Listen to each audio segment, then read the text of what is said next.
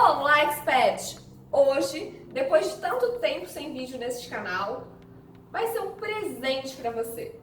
Este vídeo será sobre honorários periciais, um divisor de águas na sua carreira, já que um perito bem-sucedido tem que ganhar bem, não é mesmo, pessoal? Então, sobre honorários periciais, eu vou falar hoje sobre horas de trabalho, sobre como cobrar. Então, merece o like, pode dar um like no vídeo, se inscreve no canal e assiste até o final.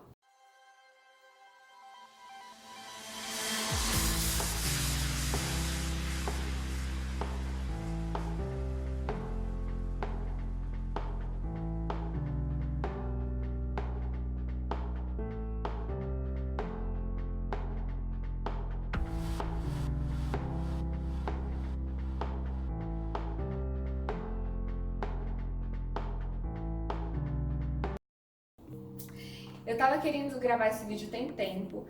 Este vídeo é um vídeo muito importante, tanto para os colegas de profissão, quanto para os advogados, para também saberem como funcionam os honorários periciais, as partes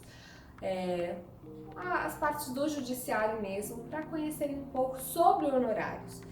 Mas esse vídeo vem de uma conversa que eu tive com um colega meu, na qual ele expôs uma situação que um perito cobrou bem mais barato que ele e isso o afetou. Então, o perito, ele deve tomar muito cuidado na hora de cobrar, porque tem alguns peritos que cobram barato, só que não analisam todo o trabalho que eles terão. Então, é muito importante que o perito analise antes de cobrar, para saber o quanto ele vai ter de trabalho e o quanto cobrar para aquele trabalho. Então, tem alguns peritos que não analisam isso, fazem barato e trabalham por mixaria, só que isso acaba prejudicando quem trabalha corretamente. Honorários periciais. Como fundamentar os honorários periciais? Como formar os honorários? Com base no quê? Então, tem muitos peritos que perguntam, por exemplo, na minha área, quanto cobrar para uma assinatura? Bom, vamos lá. Não é só o objeto.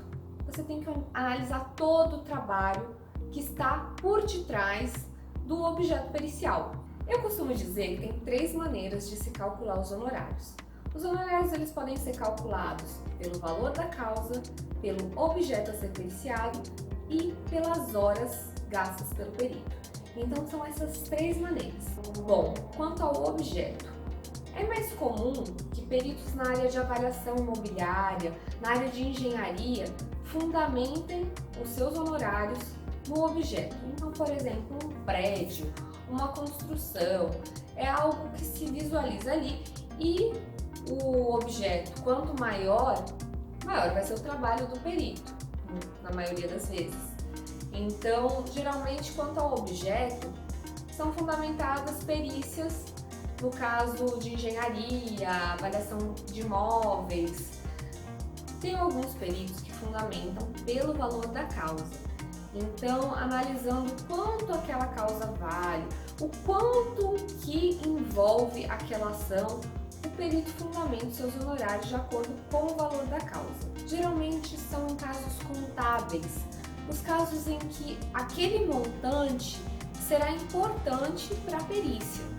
Então, o perito fundamenta naquela quantidade de trabalho, naquele quanto, naquela responsabilidade daquele processo. Bom, por fim, como eu fundamento os meus honorários? Pelas horas de trabalho. Por que pelas horas de trabalho? Porque pelas horas fica bem claro e não tem tanta discussão. Então, eu costumo colocar o valor da hora técnica e a quantidade de horas que eu vou gastar para fazer aquele trabalho. Então, o valor da hora técnica. Eu vi peritos colocando R$100 a hora técnica e eu pergunto, por que tão diferente da hora técnica de um advogado, que está em R$600? Por que tão diferente? Tem peritos que subestimam um pouco o trabalho pericial. Então, por favor, não seja você um perito que subestima o seu trabalho. R$ 100 a hora técnica? Não. Coloca um pouquinho mais alto, tá? O valor da hora técnica. Quanto cobrar de hora técnica trabalhada? O que acontece? Eu cheguei num valor que para mim é um valor justo, é um valor que paga as contas do meu escritório e é um valor que me remunera bem, que é R$ 350 a hora técnica. Esse é o valor da minha hora. A Jaqueline trabalhando tanto quanto perita, quanto para assistente técnica, eu também utilizo esse mesmo valor para as duas coisas. Então esse valor é o meu valor para funcionamento, para eu funcionar, para eu pagar minhas contas. Então esse é o meu valor, é o valor que eu estipulei como justo para o meu trabalho. Tem alguns órgãos que deixam à disposição uma tabela de horas. Eu vou colocar aqui no link para vocês verem. Mas eu não costumo seguir um padrão, uma tabela. Eu sigo o que eu acho justo. Quantas horas eu necessito para fazer um laudo? Quantas horas são necessárias para esse trabalho? Deve-se levar em consideração que não é só o momento em que você senta na cadeira e está lá digitando. Não, o laudo pericial ele envolve outros momentos, como por exemplo, análise do caso, diligências, solicitar documentos, pegar documentos também. Tem alguns documentos que eu peço para depositarem na vara, alguma reunião com as partes, digitalizar documentos, analisar documentos. Antes de se sentar e fazer o laudo pericial, tem toda uma preparação. Então você vai mensurar quanto você precisa para fazer essa preparação. Eu faço o cálculo de umas 3 horas de diligência. Então, para pegar um documento, para fazer coleta de assinaturas, para fazer uma análise rápida, e umas 5 horas para um documento. Quando tem mais documentos, eu diminuo um pouco, porque vai depender do documento. Se for uma assinatura, eu aproveito um pouco mais essas horas, porque eu já vou estar analisando, fica mais fácil a análise.